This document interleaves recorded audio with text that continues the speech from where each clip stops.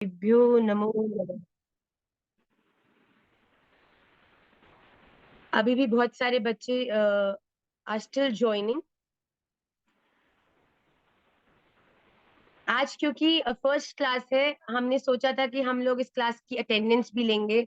हम इस क्लास को बहुत ही एकेडमिक सेशन की तरह से चलाएंगे। बट टू आवर सरप्राइज, जितने बच्चे श्रीमद् भगवत गीता के इस भाव को समझने के लिए उत्साहित हुए हैं, तो वो हमने एक गूगल फॉर्म के माध्यम से आप सबकी ऑटोमेटिक अटेंडेंस जनरेट करी है। मैं आप सबको ये स्पष्ट बता दूं कि all the sessions will be recorded, और जो भी बालक विधिवत लाइक अ क्लास इस ऑल द सेशंस को लेंगे, so they will always be generated with some certificates of appreciation. तो मेरा आप सबसे ये प्रथम पर्क ये है कि आप सभी लोग आज से प्रारंभ होने वाली इस कक्षा को प्रति हफ्ता रिलीजियसली लगाएं। तो आज हम पहले जानते हैं कि हम आज के इस सत्र में क्या क्या करने वाले हैं। As I explain through my video also, हम श्रीमद् भगवत गीता के जो अध्याय हैं उनमें प्रवेश करेंगे in the first session of our class, which is going to be a 20 minute session. इसके अंदर हम लोग श्रीमद् भगवत गीता के प्रत्येक अध्याय के, मतलब कि हम लोग शुरू से प्रारंभ करेंगे प्रथम अध्याय के प्रथम श्लोक से।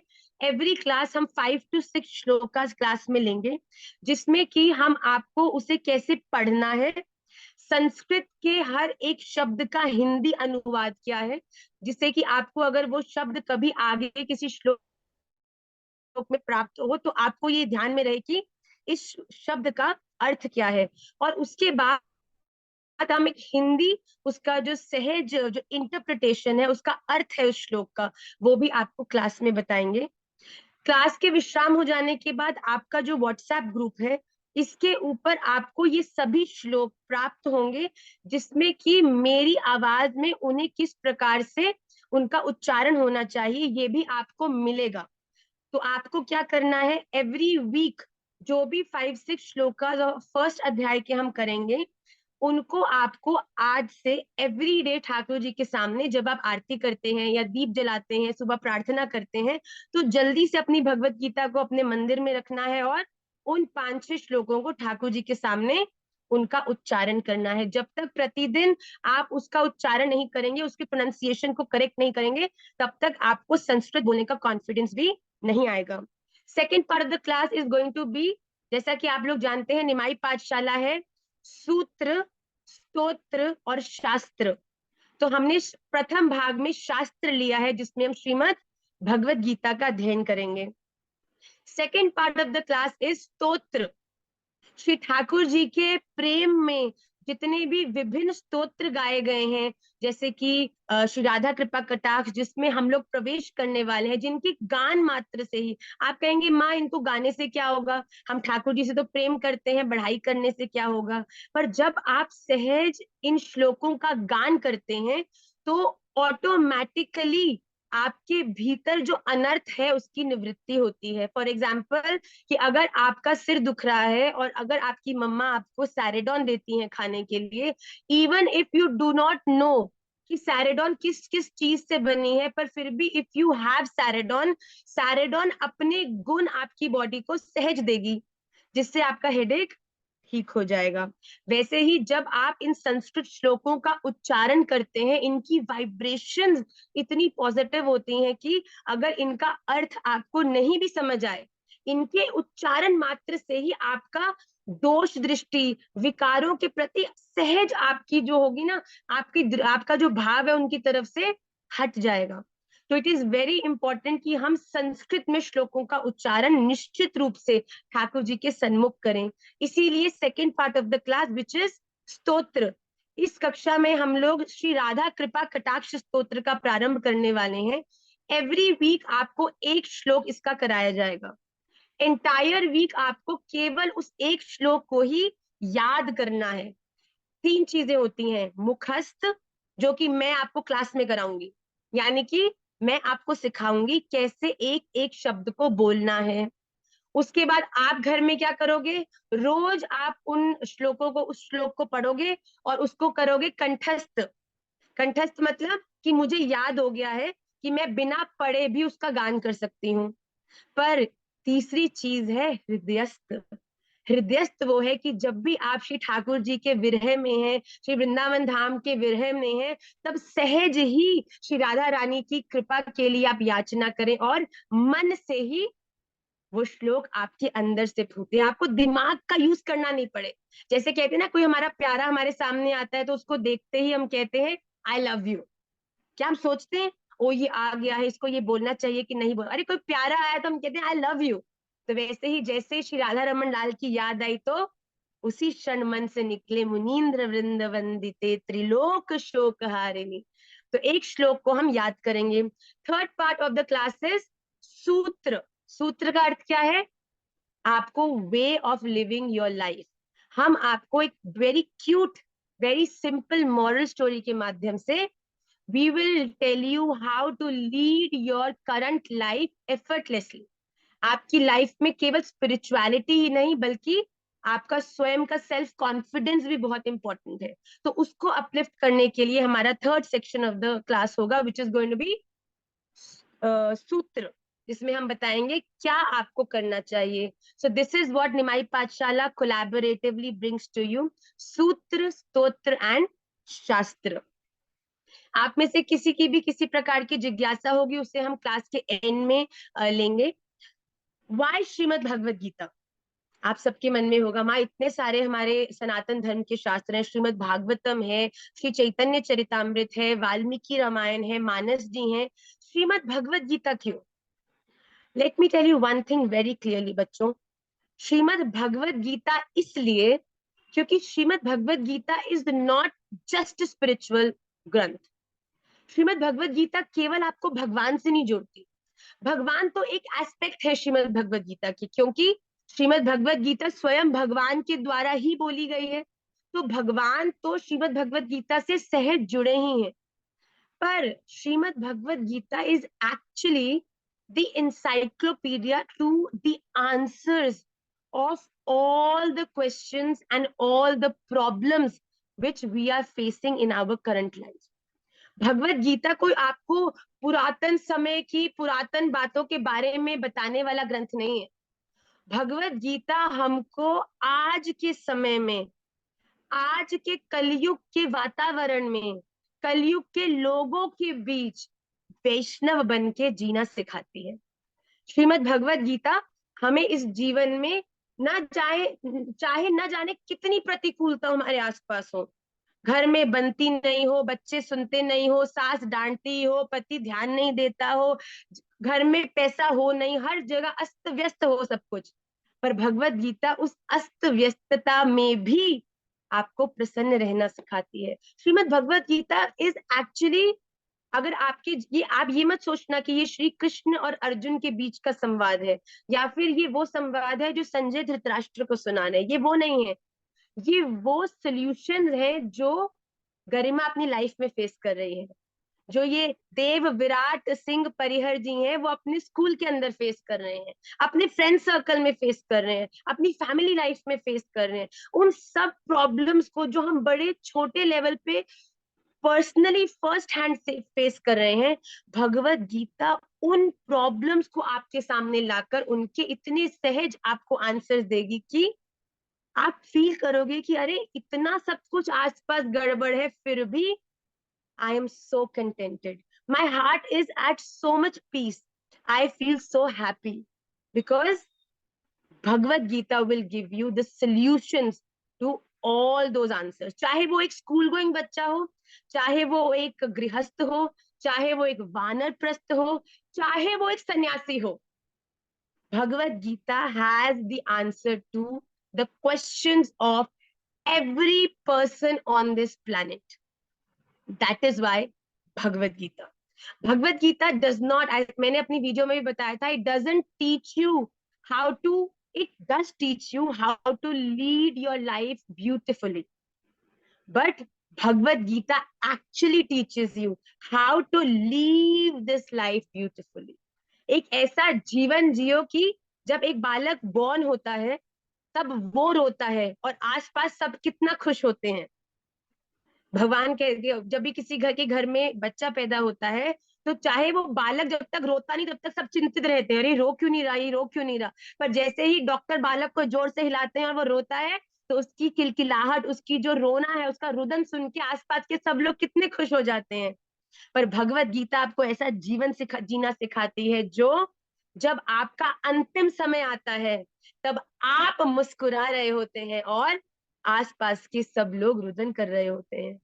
भगवत गीता आपको एक ऐसा जीवन सिखाता है जो जब वो रुदन नहीं है कि ओ मन ही मन तो लोग प्रसन्न होते हैं कि अरे चलो छुटकारा भय हो गया हो, अब हमें शांति मिलेगी, धन मिलेगी, संपत्ति मिलेगी, सम्मान मिलेगा, सब कुछ मिलेगा, राजकाज मिलेगा, वो वाला रोना नहीं। जो भगवत गीता आपको ऐसा जीवन सिखाती है कि जब आप जाते हो तो भगवान के पार्षद रोते हैं, वैष्णव रोते हैं, संत रोते हैं। इस प्रकार का अद्भुत जीवन सिखाती है श्रीमद् भगवत गीता हमें जीना।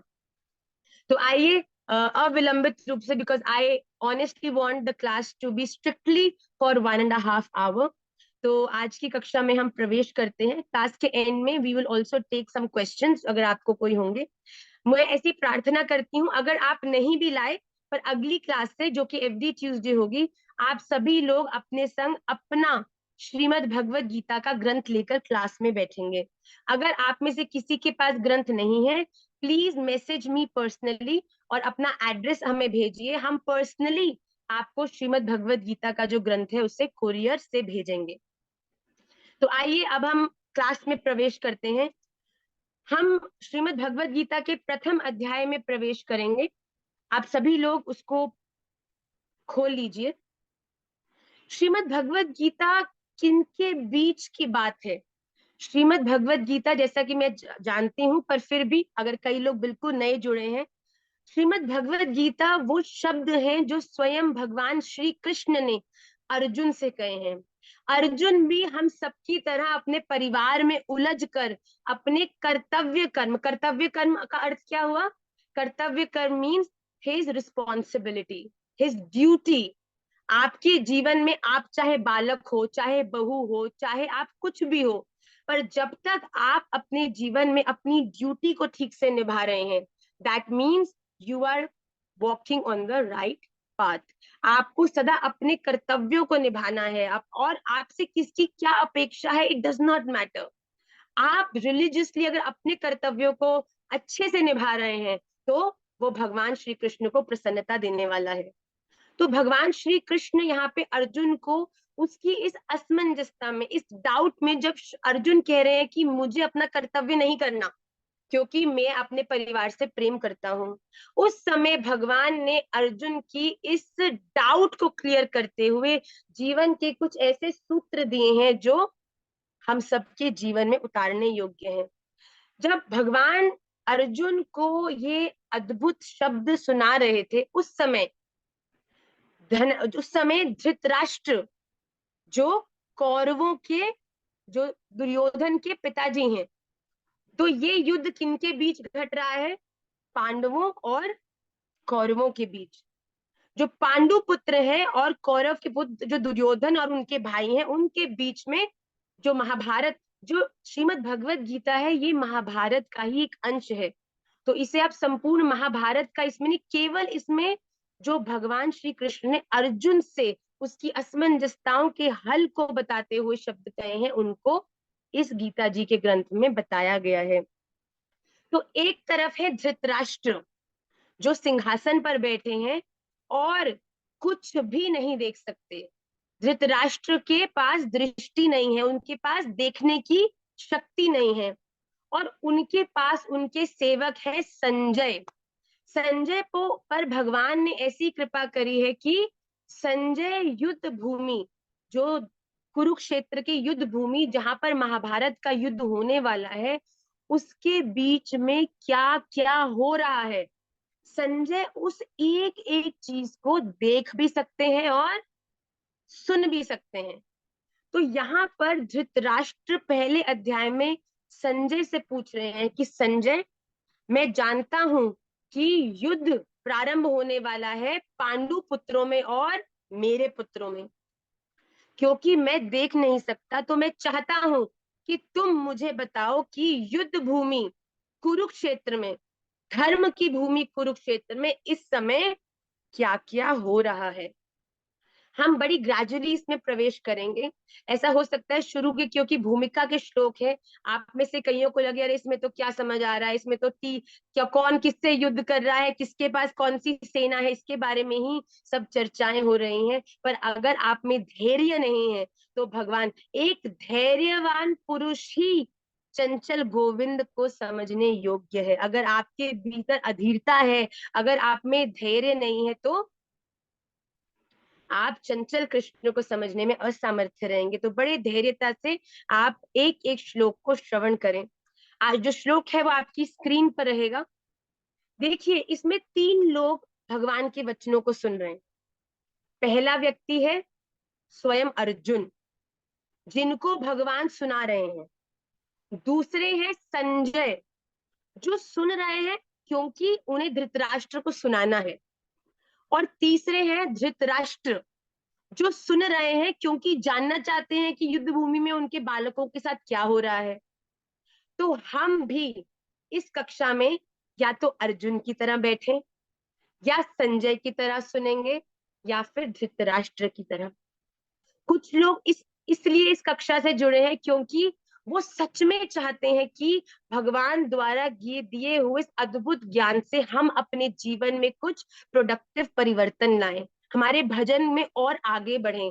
वो सुनेंगे इन श्लोकों को अर्जुन की तरह, जो हमेशा खोज करेंगे चातक की तरह कि कब वो ऐसी बात आएगी जिसे मैं अपने जीवन में जोड़ूंगा और मेरा जीवन सहज होगा।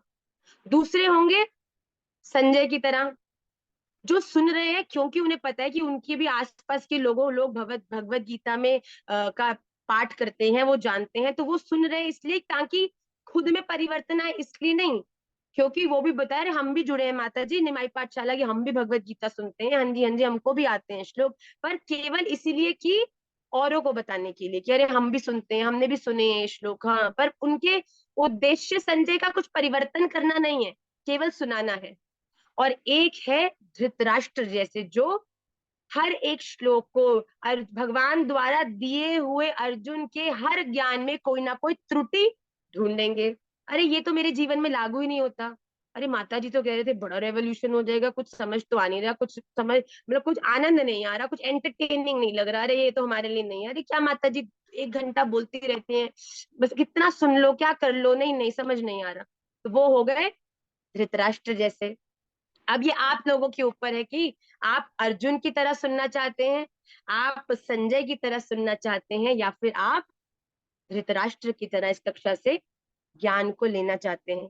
तो आइए हम प्रथम श्लोक में प्रवेश करेंगे जल्दी जल्दी।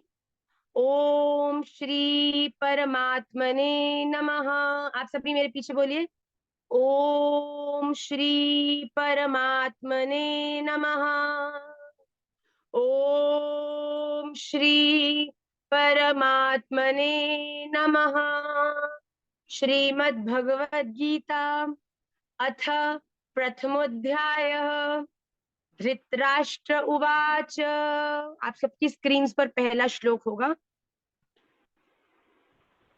धृतराष्ट्र उवाच धर्मक्षेत्रे कुरुक्षेत्रे समवेता युयुत्सवः।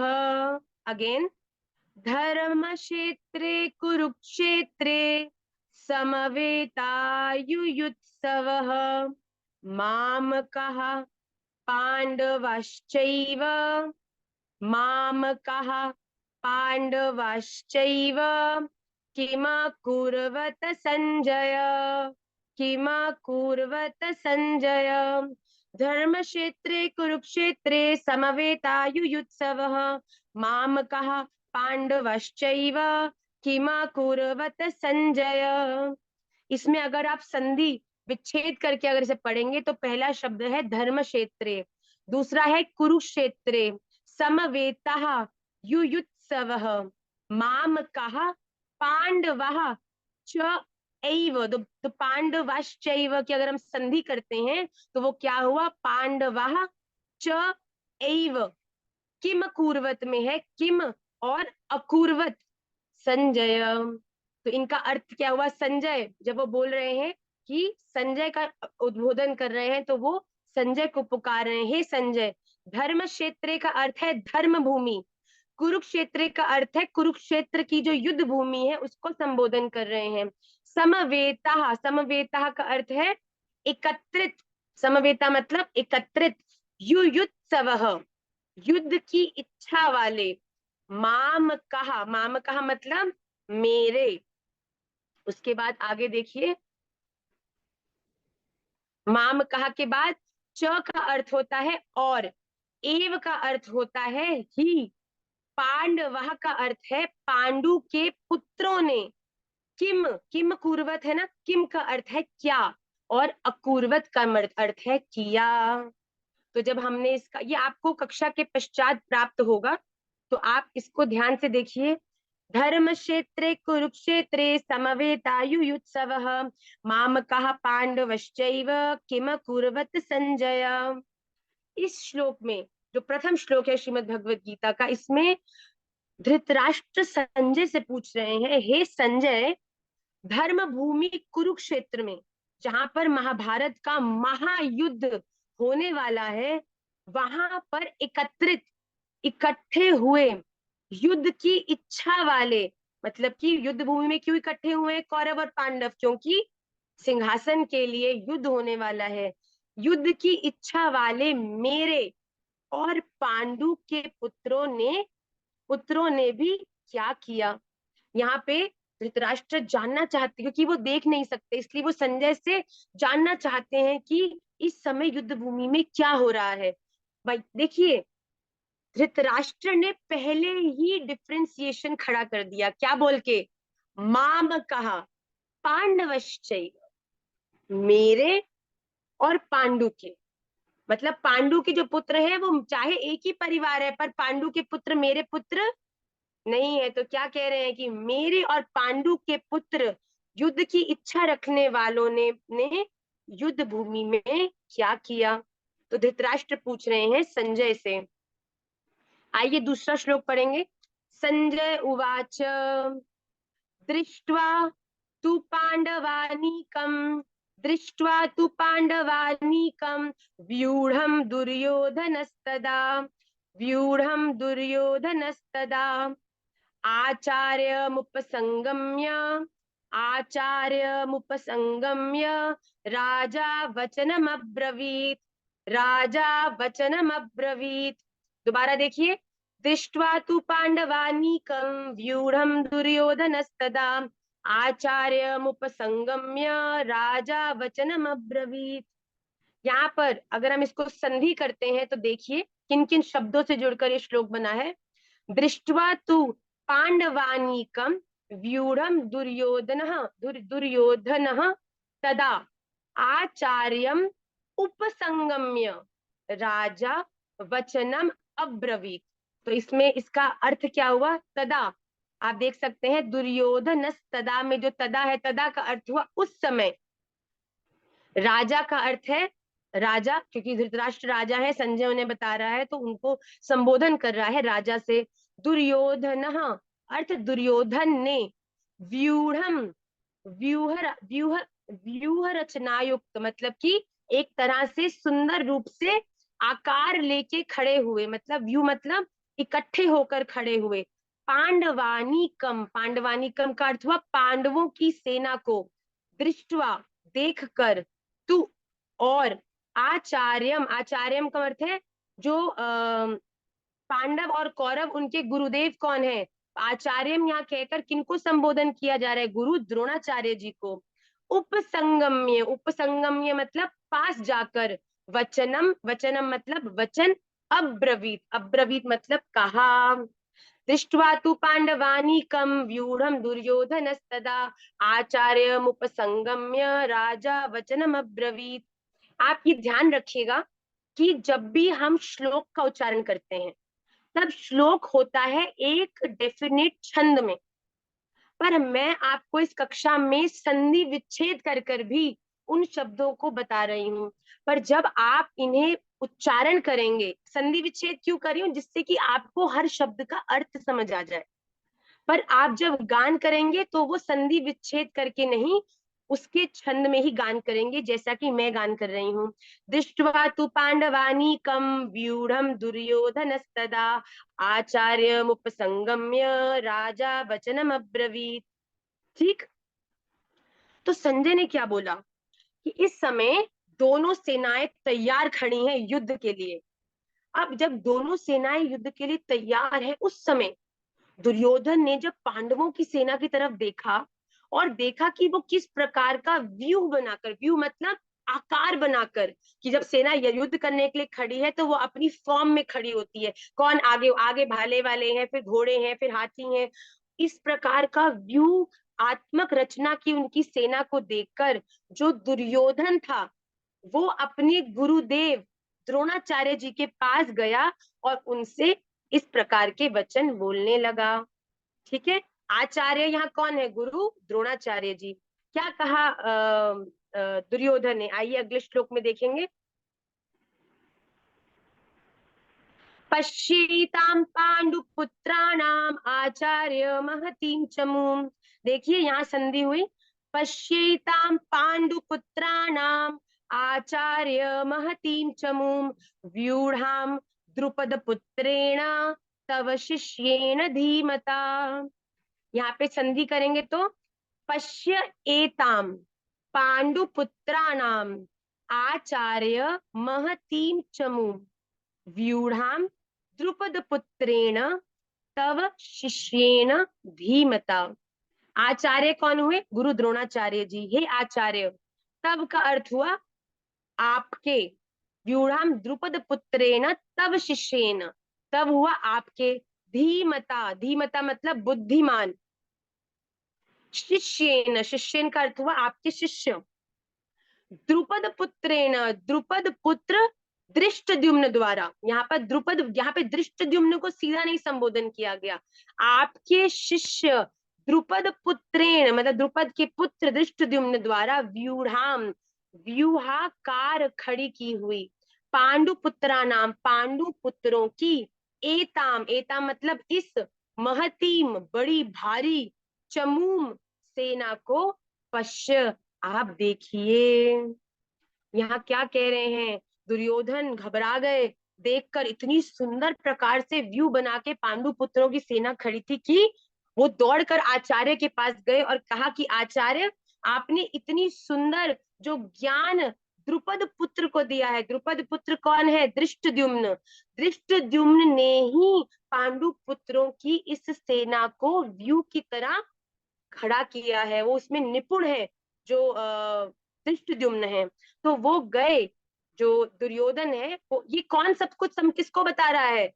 संजय सुना रहे हैं धृतराष्ट्र को कि ये सब चल रहा है, कि जब दुर्योधन ने इस प्रकार की इतनी सुंदर व्यूकार रचनात्मक सेना देखी पांडवों की, तब वो दौड़कर द्रोणाचार्य जी के पास गए और कहा कि आपके बुद्धिमान शिष्य द्रुपद पुत्र दृष्टद्युम्न के द्वारा व्यूह रचना से खड़ी हुई इस पांडवों की बड़ी भारी सेना को देखिए। कहते अरे बाप रे बाप, गजब सुंदर रूप से ये सेना खड़ी है, बड़ी सुंदर बुद्धिमानी से इस सेना को खड़ा किया गया है युद्ध के लिए। किसने खड़ा किया है? Dhrishtadyumna. Time to time will also be having quizzes in the class, तो प्लीज जिसमें जो ये आचार्य कौन संबोधन किया गया है किसको, जो कौन है द्रुपद पुत्र, तो ये सब चीज आपको समझ आनी चाहिए। आइए अगले श्लोक की ओर बढ़ेंगे। आगे 3 श्लोक को हम एक संग लेंगे, which is going to be the last 3 shlokas of the Bhagavad Gita class. अत्र शूरा महेश्वासा भीमार्जुन समायुधि युयुधानो विराटश्च द्रुपदश्च महारथः दृष्टकेतुश्चेकितानः काशीराजश्च वीर्यवान् पुरुजित् कुन्तिभोजश्च शैब्यश्च नरपुङ्गवः युधामन्युश्च विक्रान्त उत्तमौजाश्च वीर्यवान् सौभद्रौ द्रौपदेयाश्च सर्व एव महारथः। संधि करेंगे जल्दी से। अत्र शूरः महेश्वासः भीमार्जुन समः युधि युयुधानः विराटः च द्रुपदः च महारथः दृष्टकेतुः चेकितानः काशीराजः च वीर्यवान् पुरुजित कुन्तीभोजः च शैब्यश्च नरपुङ्गवः युधामन्युः च विक्रान्तः उत्तमौजः च वीर्यवान् सौभद्रः द्रौपदेयाः च सर्वे एव महारथः। इस समय अर्जुन क्या सॉरी इस समय दुर्योधन क्या बता रहे हैं, कौन कौन महारथी पांडवों की सेना में युद्ध करने के लिए उनके सामने खड़े हैं। अत्र इस सेना में महेशवासः बड़े बड़े धनुषों वाले, च मतलब तथा, तथा और तथा को हम और भी कहते हैं, च का अर्थ होता है तथा या फिर और, युधि युद्ध में, भीमा अर्जुन समः भीम और अर्जुन के समान, शूरः शूरवीर, युयुधान सात्यकी, च मतलब और, विराटः सात्यकी विराट विराट, महारथ महारथी, द्रुपद राजा द्रुपद, दृष्टकेतु च मतलब और, चेकितान च तथा, वीर्यवान मतलब बलवान, काशीराज काशीराज, पुरुजित कुंती भोज च और, नरपुंगव मतलब मनुष्यों में श्रेष्ठ, शैब्य विक्रांत पराक्रमी, युधामन्यु च और, वीर्यवान बलवान, उत्तमौजा मतलब जो उत्तमौजा है, सौभद्र सुभद्रा पुत्र कौन है, अभिमन्यु, और च एवं और, द्रौपदेयः द्रौपदी के पांचों पुत्र, सर्वे एव महारथः सभी महारथी हैं। तो क्या कह रहे हैं यहाँ पर, उनको समझाते हुए आचार्य को, जो द्रोणाचार्य जी उनको बताते हुए कि आप देखिए सेना में, यहाँ पांडवों की सेना में बड़े बड़े शूरवीर हैं जिनने बड़े बड़े धनुष धारण किए हैं। धनुष किसने धारण किया है, अर्जुन ने। बड़े ही पराक्रमी बलवान कौन है युद्ध में, भीम, और अर्जुन के समान कोई नहीं है। उनमें युयुधान सात्यकी, राजा विराट और महारथी द्रुपद भी हैं, दृष्टकेतु और चेकितान तथा पराक्रमी काशीराज भी हैं, पुरुजित और कुंती भोज ये दोनों भाई भी, और मनुष्यों में श्रेष्ठ शैब्य भी पांडवों की ओर लड़ने के लिए तत्पर खड़े हैं। पराक्रमी युधामन्यु और पराक्रमी उत्तमौजा भी पांडवों की ही तरफ से लड़ रहे हैं। सुभद्रा पुत्र अभिमन्यु और द्रौपदी के भी पांचों पुत्र हमारे सन्मुख खड़े हैं युद्ध के लिए। हे द्रोणाचार्य जी, हमारे सन्मुख ये सभी एक से बढ़कर एक महारथी हैं, एक से बढ़कर एक बलवान है, एक से बढ़कर एक पराक्रमी है। इस प्रकार जो दुर्योधन है वो आचार्य द्रोणाचार्य जी को पांडवों की सेना पर दृष्टि करने का निवेदन कर रहे हैं। और ये सब कौन बता रहे हैं, संजय बता रहे हैं धृतराष्ट्र को। आइए जल्दी से आज की कक्षा के इन 5 श्लोकों को हम पढ़ें, तत्पश्चात हम कक्षा के सेकंड पार्ट में विच इज द स्तोत्र, उसमें हम लोग आगे बढ़ेंगे। ओम श्री परमात्मने नमः। मेरा ऐसा निवेदन है कि जो कि श्रीमद् भगवत गीता का प्रथम श्लोक है, इस सबको भी आप इस प्रथम श्लोक को कम से कम आप सब याद करिएगा। ओम श्री परमात्मने नमः। अथ प्रथमोऽध्यायः। धृतराष्ट्र उवाच धर्मक्षेत्रे कुरुक्षेत्रे समवेतायुयुत्सवः मामकः पाण्डवश्चैव किमकुर्वत संजय।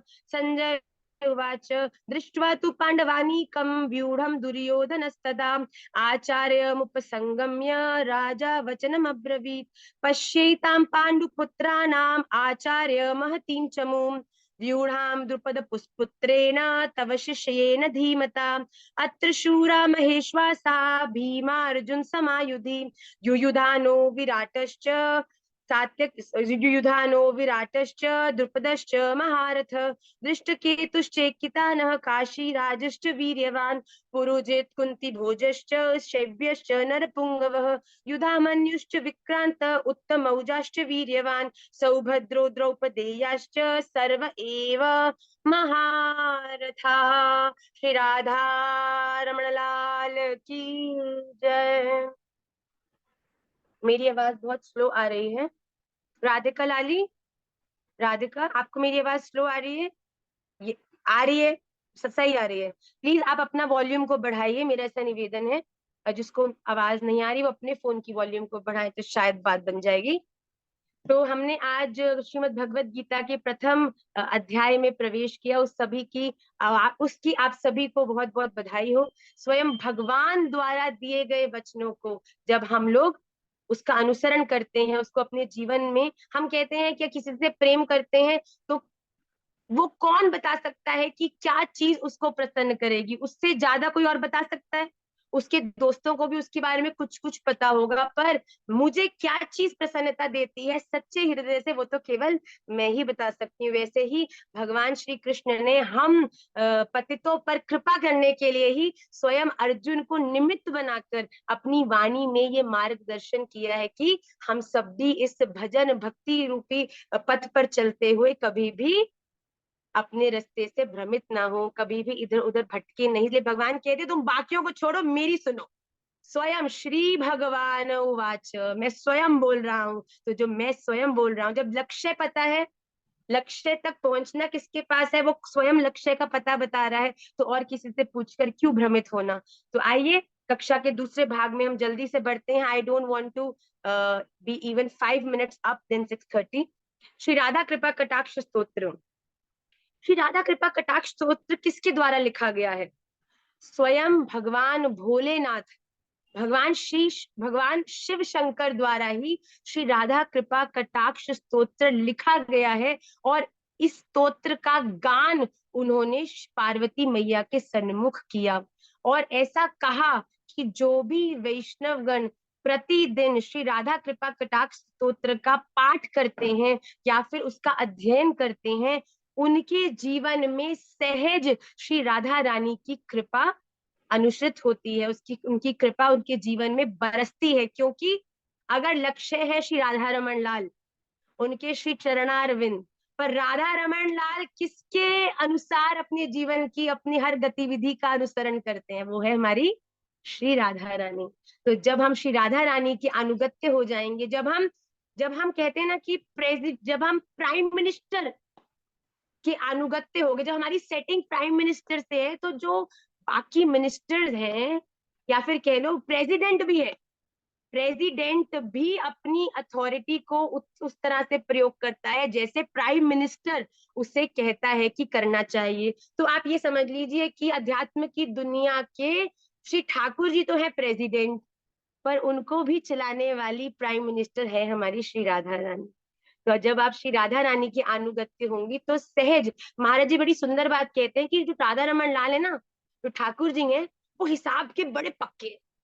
मतलब एक व्यक्ति उनके सामने आया तो वो चिट्ठा मांगेंगे, हाँ जी धर्मात्मा जी बताइए कितने पुण्य, वेरी गुड, कितने पाप, वेरी गुड। वो पुण्य ज्यादा है तो ठीक है, अच्छी गति, पाप ज्यादा है तो डालो नरक में। पर जब कोई मरते हुए भी श्री राधा रमन का नाम ले ले, श्री राधिका का नाम ले ले, श्री राधा रानी की अनुगत्य हो जाए, तब श्री राधा रानी सहज ही उस पर कृपा करके कहती है, क्यों श्याम सुंदर, जब कोई मेरा नाम ले रहा है तो उसकी अधोगति हो ही कैसे सकती है? तो ठाकुर जी भी कहते हैं हाँ बिल्कुल, जिसके नाम का मैं चिंतन करता हूँ, अगर कोई भक्त उसके नाम का चिंतन कर लेगा तो वो तो उसको तो मैं अपने सिर के मोर पंख के समान उसका सम्मान और प्रेम स्वीकार करूंगा। तो इसीलिए कृष्ण कृपा कटाक्ष स्तोत्र पहले ना गा रहे हम लोग, सबसे पहले गावेंगे श्री राधा कृपा कटाक्ष स्तोत्र। तो बड़ा सुंदर ये स्तोत्र है, सहज इसके गान से आपके हृदय में देखना, आप जब इसका गान करोगे ना तो स्वतः ही आपके हृदय में प्रेम उत्पन्न होने लगेगा। आपको ऐसा लगेगा कि मेरे को बड़ा प्यार आ रहा है, मुझे बड़ा प्रेम हो रहा है, मेरे जीवन में ऐसा लग रहा है कि मैं ये गान कर रही हूँ, श्री राधा रानी मेरे आस पास नृत्य कर रही हैं। इस प्रकार का भाव आपके हृदय में आएगा। आप सबकी स्क्रीन पर श्री राधा कृपा कटाक्ष का प्रथम श्लोक जो भगवान भोलेनाथ ने लिखा और श्री पार्वती मैया को सुनाया, उसका आपको जो लिखित संस्करण है उसका वो आपकी स्क्रीन पर आ चुका है।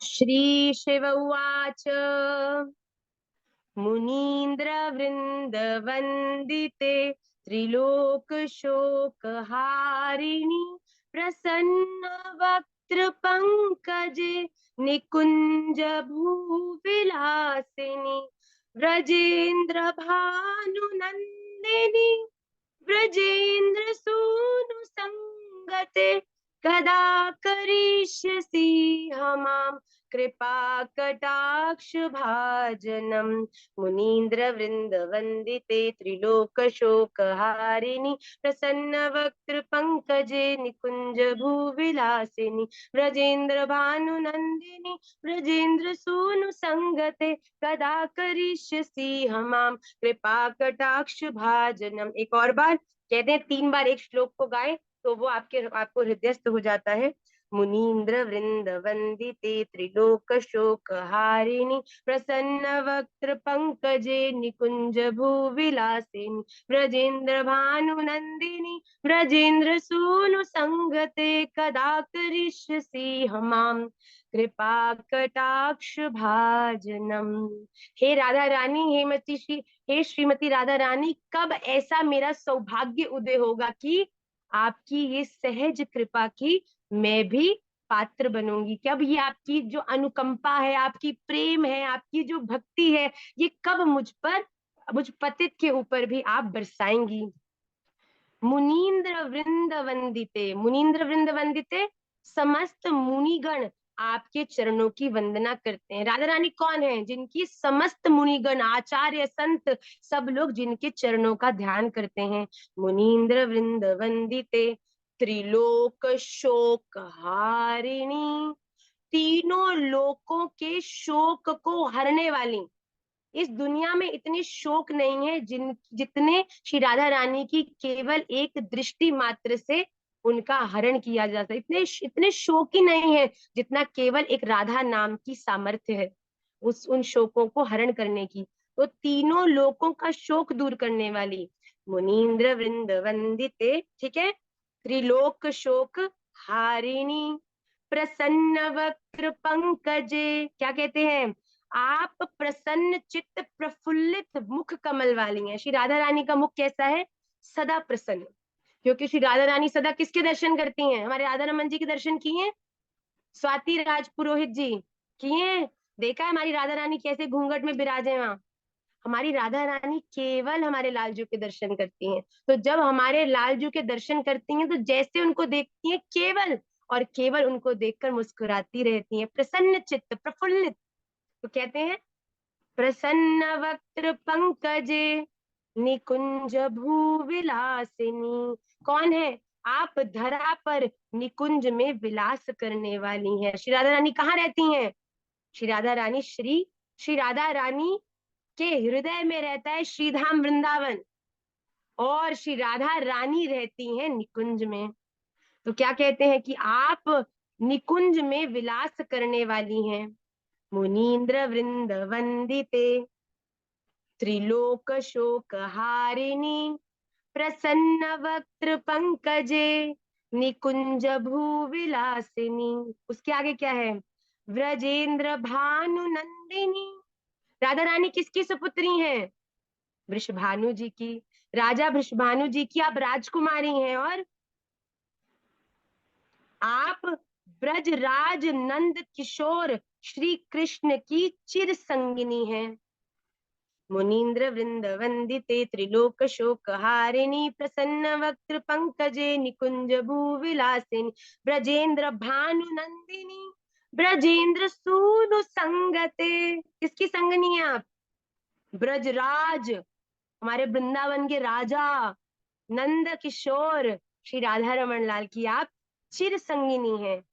हे गज हे गज जननी श्री राधे, आप मुझ पर कब अपनी कृपा दृष्टि कर मुझे कृतार्थ करोगी?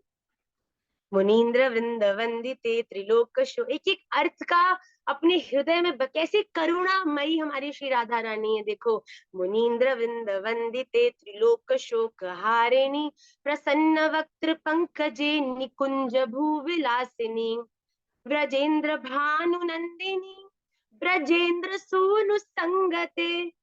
कदा करिष्यसि हमाम कृपा कटाक्ष भाजनम। हे श्री राधा रानी, आप कब अपनी इस अहेतु की कृपा मुझ पतित पर परिवर्षित कर कर मुझे भी अपने चरणों की दासी बनाओगे। तो आप सभी लोग श्री राधा कृपा कटाक्ष के इस प्रथम श्लोक को हृदयस्थ करेंगे। इसको रोज पाठ में, ओनली फर्स्ट श्लोक, और जो 5-6 श्लोक हमने भगवत गीता के करे हैं उसको आप पाठ के रूप में प्रतिदिन ठाकुर जी के सामने पढ़ेंगे। आइए अब हम चलते हैं श्रीमद निमाई पाठशाला की कक्षा के थर्ड सेशन में, विच इज स्तोत्र हो गया, शास्त्र हो गया, बचा सूत्र। सूत्र means how we should lead our life. एक बार क्या होता है, एक पत्थर तोड़ने वाला अपनी टांसी और हथौड़ी से बैठकर एक पहाड़ के पत्थर तोड़ रहा था। तोड़ते तोड़ते सुबह से शाम हो गई, बेचारा बड़ी मेहनत कर के अपना सब काम करके संध्या में जब घर लौट रहा था, घर लौटते लौटते उसने देखा कि रास्ते में एक बड़ा आलीशान बंगला था। देखकर बड़ी प्रसन्नता हुई, वाह कितना अद्भुत ये बंगला है, वाह वाह वाह, काश ये बंगला मेरा होता। अब क्या हुआ कि वो बंगला देखते देखते वो घर पहुंचा। अब घर जब पहुंचा तो बड़ा थक चुका था, प्रसादी ग्रहण करी और सो गया। अब नींद में उसने क्या देखा कि सोते सोते उसने स्वप्न में उसने देखा कि वो उस बंगले का राजा हो गया है, वो बंगला उसका हो गया। तो जैसे ही स्वप्न में उसने देखा कि बंगला उसका हो गया, वो जल्दी से दौड़ के बंगले के भीतर गया। अरे वाह, कम से कम 50 कमरों का वो आलीशान बंगला था। क्या उसका बिस्तर था, क्या उसका आनंद था, क्या खाने की डाइनिंग टेबल थी, क्या वहां पे बैठने की लॉबी थी, मजे आ गए उसको। अरे बड़ा पागल जैसा हो गया, अरे वाह वाह वाह कमाल। क्योंकि देखो स्वप्न में जो हम देखते हैं, तो जब तक स्वप्न में होते हैं तब तो लगता है ऐसा है ना कि बिल्कुल साची घट रहे हो, ऐसा लगता है ना कि अरे ये जो स्वप्न में हो रहा है स्वप्न नहीं, हम सच्ची में हो रहा है हमारे संग। हम स्वप्न में कभी गिर जाते हैं तो चोट भी भयंकर लगती है, उठ के सोचते हैं अरे बाप रे बाप, धन्यवाद राधा रमन लाल, स्वप्न ही था, ये सच्ची नहीं थी। तो वो भी ये सोच रहा है कि मैं तो भैया इस बंगले का राजा हो गया हूँ। अब वो राजा था, अपने बिल्कुल नए घर की बालकनी में गया, बिल्कुल टॉप फ्लोर की। जाते ही उसने देखा कि बंगले का आनंद तो बहुत था, पर उसने देखा कि सामने से एक रैली जा रही। और रैली जाते को देख उसने देखा कि रैली में जो नेताजी खड़े सबको हाथ जोड़ रहे, धन्यवाद धन्यवाद, राधे राधे राधे राधे, धन्यवाद धन्यवाद। उसकी उस नेता की तो सब बड़ी जय जयकार कर रहे, हमारा नेता कैसा हो, हरिवंश के जैसा हो, हरिवंश की जय, हरिवंश की जय, हमारा प्यारा कैसा हो, हरिवंश के जैसा हो। उस उस जो हथौड़ी टांसी वाला जो वो था, व्यक्ति था, उस व्यक्ति ने सोचा यार ये तो बड़े चल रहे हैं इस बंदे के, पूरी दुनिया वाह वाह कर रही है, काश मैं ये हरिवंश होता तो मजा आ जाता, ये सब मेरी जय जयकार करते, मुझे बड़ी मजा आ जाती। अब क्योंकि स्वप्न में है, स्वप्न में तो तुम क्या कर लो, तुम माउंट एवरेस्ट पे भी चढ़ जाओ, क्या बड़ी बात है। तो जैसे ही उसने सोचा कि काश मैं ये मंत्री होता, तुरंत उसका स्वप्न बदला और वो सडनली वो मंत्री हो गया। अब उस मंत्री की जगह वो व्यक्ति जो टांसी हथौड़ी से अपना पहाड़ तोड़ रहा था, वो व्यक्ति उस गाड़ी में खड़ा है, सबको ऐसे ऐसे कर रहा है जैसे नेताजी कर रहे। हाँ जी हाँ जी हाँ जी, राधे राधे राधे राधे राधे राधे राधे राधे राधे राधे राधे। अब वो व्यक्ति ने, अभी आधा घंटा भी नहीं हुआ था, राधे राधे राधे राधे, अब उसको क्या होने लगा, सिर के ऊपर इतनी तेज धूप थी कि चक्कर आने लगो। कह रहे भैया ये बात तो ठीक है, ये मंत्री शंत्री तो बड़ा अच्छी बात है, पर ये मंत्री में ना इतने प्रभावशाली है ना है, काश में सूर्य होता। ये मंत्री की भी खोपड़ी इसने घुमा दी, वो तो मंत्री से ज्यादा शक्तिशाली हुआ। तो काश में सूर्य होता। इतने में क्या हुआ, क्योंकि स्वप्न है, तुरंत भाई साहब जी क्या बन गए, सूर्य बन गए। अब जैसी सूर्य बना, रे मेरे प्रकाश से पूरी दुनिया चल रही है, मुझसे ज्यादा शक्तिशाली कोई है। मैं चाहूं तो इंसान को उठा दूं, मैं चाहूं तो इंसान को सुला दूं, मैं चाहूं तो पक्षी उठा दूं, मैं चाहूं तो पक्षी सुला दूं। अभी अपना अभिमान इतना कर ही रहा था कि सडनली उसके सामने आ गया एक बड़ा सा पानी से भरा काला बादल। अब जैसे ही बादल सूर्य के सामने आया, अब सूर्य को उसने ढक लिया और प्रकाश है गयो शून्यायतम जगत सर्वम। उसका सारा प्रकाश अंतर ध्यान हो गया। उस बंदे ने सोचा अरे यार सूर्य भी जमा नहीं, काश में बादल होता भरा हुआ, कि मतलब सूर्य को भी पराजित कर देता, क्योंकि स्वप्न है, तुरंत बादल बन गया। अब इतना भारी भरकम बिल्कुल पानी से भरा बादल बन के अभी इस आकाश का आनंद ले ही रहा था, खुले आकाश में, अनंत सीमा में। इतने में क्या हुआ, एक जोर का हवा का झोंका आया और उस बादल को अपने साथ उड़ाकर ले गया। अभी वो बादल की स्ट्रेंथ को एंजॉय कर ही रहा था कि उसने सोचा, अरे यार भाई, ये भी बात बनी नहीं। बादल भी इतना शक्तिशाली है ना, है सच्ची में। सच में शक्तिशाली तो ये हवा है, जो इंसान को भी अपने आय पे उड़ा के ले जाए। काश में हवा होता। अब इसने क्या किया, जैसे बोला मैं हवा होता, तुरंत क्या बन गया, हवा। अब हवा बन के ये बिल्कुल बिल्कुल एफर्टलेस, वेटलेस होके हवा की तरह इधर उधर झूल ही रहा था कि इतने में एक बड़ा सा पहाड़ उसके सामने आया और उसकी हवा को सारी को रोक दिया। अब हवा बन के उसे बड़ा गुस्सा आने लगा, अरे भाई ये बढ़िया है, ये अभी तो मैं आनंद ले रहा था, कोई मुझे रोकने टोकने वाली, पहाड़ बड़ा सा कहाँ से आ गया बीच में। अर्थ है हवा को पहाड़ रोक सकता है। अब क्रोध में आया, कह रहा काश मैं पहाड़ ही बन जाता, सबसे शक्तिशाली तो बनता। अब जैसे ही उसने ये बोला, तत्क्षण वो पहाड़ बन गया। पहाड़ बन के अपनी स्ट्रेंथ, अपनी मैग्निमस, अपनी जो ऑरा है, अपनी पूरी अपने सौंदर्य को रिलिश कर ही रहा था कि जोर जोर से उसमें चोट लगने की भाव आने लगा। टन टन, पहाड़ करता आ, पहाड़ करता आ, पहाड़ करता आ। तो देखता, अरे क्या हो रहा है मेरे साथ, ये क्यों, मुझे इतनी दर्द क्यों हो रही है, ये कहाँ से इतनी दर्द मुझे हो रही है।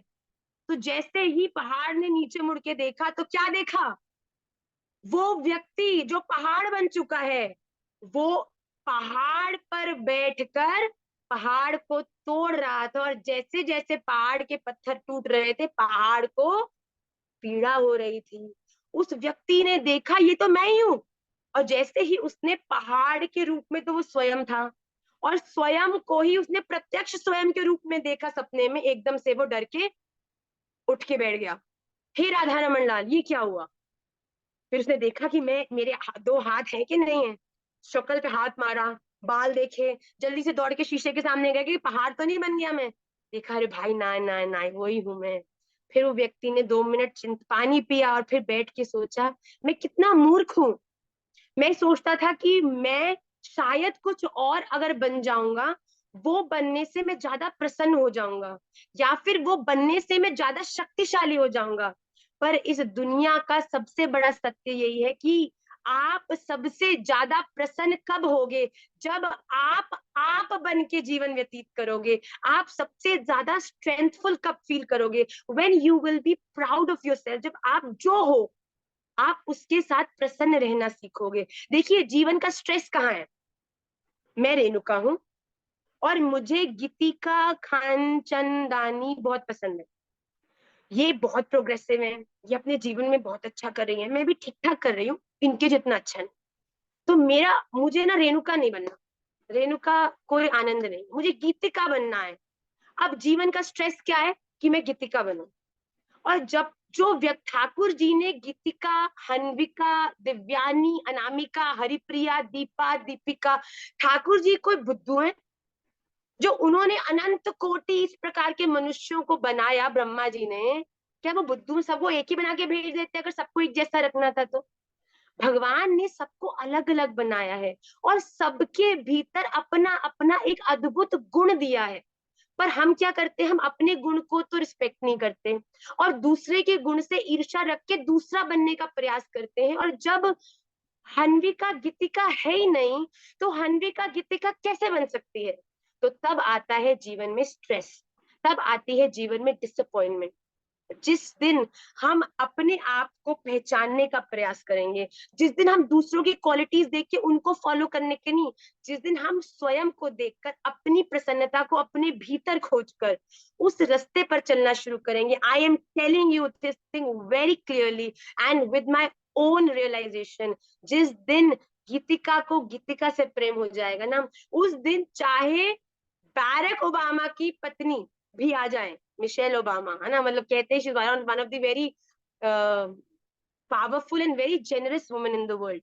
पर अगर वो भी सामने आ जाए, चलो मैं ये बोल रही हूँ लोग पीछे पड़ जाएंगे, जब अमेरिका के प्रेसिडेंट की पत्नी हमारी अहिल्या बाई जी भी आ जाए, कोई भी आपके सन्मुख आ जाए, पर आप कभी भी ये प्रयास नहीं करेंगे कि मुझे वो, आप बिल्कुल अप्रिशिएट करेंगे कि वो बहुत सुंदर है, प्रोग्रेसिव है, पर मैं जहां हूँ, जैसी हूँ, जो कर रही हूँ, उसमें मैं बहुत प्रसन्न हूँ। बिकॉज राधा रमन जी ने आपके संग, देखिए आप भजन कर रहे हैं, श्री राधा रमन लाल, ये अपने मुख से बोल रहे हैं, इसका सिंपल अर्थ है कि आप राधा रमन जी के परिकर हैं।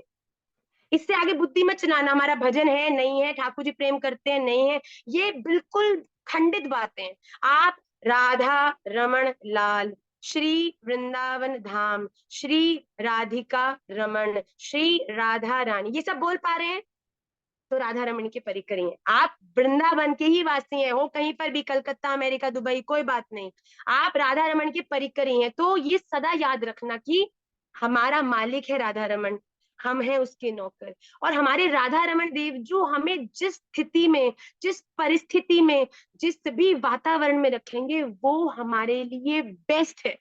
आई एम टेलिंग यू, अगर आप कुछ और बनने का प्रयास करेंगे, वो देखने में तो आपको बड़ा आकर्षणीय लगेगा, पर जब आप उस स्थिति पे पहुंचेंगे ना, तब आपको रियलाइज होगा कि grass is always greener on the other side. I think I was better that way, I was more happy, I was more contented. I don't want to be Gitika. I'm happy being Renuka because Renuka is made by Radha Raman Lal. Gitika is my effort that I should be Gitika. But Radha Raman is not beautiful. He is beauty incarnation. उन्होंने बड़ी beauty से मुझे बनाया है और मैं अपने राधा रमन की कला पे पूर्ण निष्ठा रखती हूँ, इसीलिए आई एम द बेस्ट। इस चीज को अपने जीवन में उतारिए। आप सामान्य नहीं है, मैंने कहा ना, मुंह से राधा रमन निकल रहा है, अपने आप को दुनिया से वैसे अलग कर लो कि भाई I am not normal, none of you is normal, you all are special, you all belong to Radha Raman Lal. अपने जीवन में अपने आप को ये याद करा करा के ना, अपने अपनी आंखों में ना अपने स्टेचर को ऊपर कर लो। मैं सामान्य नहीं हूँ, मेरा जीवन कोई ये व्यवहार, लोकाचार, खाना पीना, ये सब करने के लिए नहीं बना है। मेरा जो जीवन है वो राधा रमन को प्रसन्न करने के लिए बना है। मेरा जीवन सेवा करने के लिए बना है। मेरा जीवन जो राधा रमन ने इस रेणुका को बनाया है, इस रेणुका को सार्थक करने के लिए बना है। सो उस व्यक्ति को सबसे पावरफुल और सबसे ज्यादा प्रसन्नता कब हुई, जब उस पहाड़ वाले, पहाड़ को तोड़ने वाले ने देखा कि पूरी दुनिया घूम के आने पर भी जो पहाड़ को भी तोड़ सकता है वो स्वयं है। So always be proud of your self, always be happy the way Shri Radha Raman has made you, because he loves you a lot and he is always taking care, always believe that। इस सबके साथ मैं अपनी कक्षा को आज विश्राम करती हूँ। 6:30 डॉट। नो, महाराज जी ने मुझे ये, मैं बहुत भाव में बह जाती हूँ, मैं आप सबके सामने कान पकड़ती हूँ। मैं जब राधा रमन लाल होता है तो मैं, कहते हैं ना, I just flow with the mood off Shri Radha Raman. तो महाराज जी ने मुझे कक्षा से पहले कहा, देखो 6:30 मीन 6:30। पर मेरे बालक जो संडे क्लास से जुड़े हैं वो इतने अद्भुत है, मैं 1.5 घंटा भी क्लास लेती हूँ तो एक बच्चा क्लास से अस्त व्यस्त नहीं होता, लीव नहीं करता, पर वो उनका श्री राधा रमन देव जी के चरणों में प्रेम है। तो आप सबको भी, आई होप ये फर्स्ट क्लास जो थी, यू एंजॉयड इट, आपको इससे कुछ थोड़ा बहुत घर ले जाने के लिए, अपने जीवन में उतारने योग्य मिला। धीरे धीरे भगवत गीता के जब हम अद्भुत श्लोकों की ओर बढ़ेंगे, मैं आपको कहती हूँ, यू स्टार्ट फ्लाइंग। आप अपने जीवन में उड़ने लगेंगे, आप कहेंगे वाह ये क्या हो गया मेरे संग। ऐसी कृपा है, मैं आपको बता रही हूँ, ऐसी कृपा है इन शास्त्रों में, ऐसी कृपा है गुरुदेव की वाणी में, ऐसी कृपा है इन स्तोत्रों में। आप मुनींद्र विंद गाना शुरू करो, जब आप गाओगे ना उसके बाद में मुंह देखना जरा, चाहे किसी से भी लड़ लड़ के आए हो घर में, मुनींद्र वृंदावन, सहज सहज मुस्कुराहट, सहज श्री राधा रानी आपके हृदय के अंदर अपनी, कहते हैं ना, वो मल को हटाकर अपनी स्थान बनाने का प्रयास करने लगेंगे। धीरे धीरे धीरे धीरे सब आपके जीवन में उतरने लगेगा। बस एक निवेदन है, बी डेडिकेटेड, कक्षा को मिस नहीं करें। मैं प्रयास करूंगी 5:30 to 6:30 every Tuesday। We are already running two batches, which is, one is a foreign batch which is in English, every Sunday 7:30 to 8:30 p.m. Indian time and 9 a.m. American time, so and Hindi batch every Sunday 5 to 6 p.m. पर आप सबका ऐसा भाव था, और मैं अपनी सेवा से संतुष्ट नहीं थी। मन था कि वीकडे के अंदर भी कुछ अवकाश मिलता है तो और सेवा को बढ़ाएं, और आप सबने मुझे वो अवसर दिया। आप सबको मैं धन्यवाद तो बहुत छोटा शब्द है, आप सबकी सेवा के लिए मेरा जीवन है, और अगर आप उसे स्वीकार।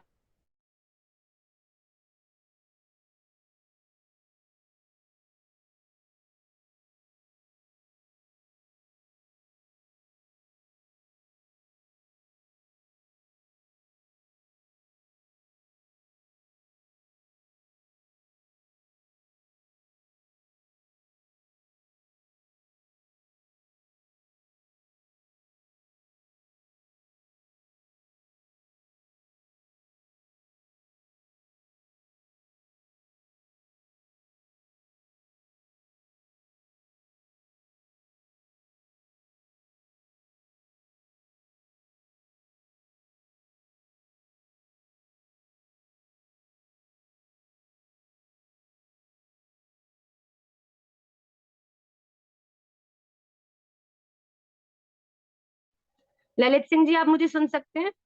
टीना गोयल जी, लाइट चली गई थी। And even Radha Raman ji saying when Maharaj ji had said not more than 6:30, why are you talking so much? So we'll end the class here. And आप सबको फिर से बार बार थैंक यू, एंड आपके चरणों में अपना प्रणाम करती हूँ। And I will see you all again next week, Tuesday 5:30 PM. And please learn the first श्लोक of Shri Radha Kripa Kataksh by heart it. Every day आपको गाना है ये, and read the shlokas of Shrimad Bhagavad Gita. वांछा कल्पतरुभ्यश्च कृपा सिंधुभ्यैव च पतिता नाम पावनेभ्यो वैष्णवेभ्यो नमो नमः। श्री राधा रमण लाल की जय।